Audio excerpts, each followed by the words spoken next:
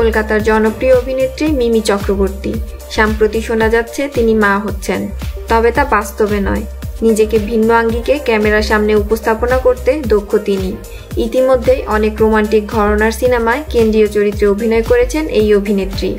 এবার মা চরিত্রে অভিনয় করতে যাচ্ছেন তিনি। পোস্ত শিরোনামের নতুন একটি সিনেমায় এমন চরিত্রে অভিনয় করতে দেখা যাবে তাকে। সিনেমাটি নির্মাণ করবেন শিবপ্রসাদ মুখার্জি। এতে মিমি ছাড়াও আরও অভিনয় করবেন সৌমিত্র চ্যাটার্জি, লিলি চক্রবর্তী, যিশু সেনগুপ্ত, পরাণ ব্যানার্জি ও সোহানী সেনগুপ্ত সহ আরও অনেকেই।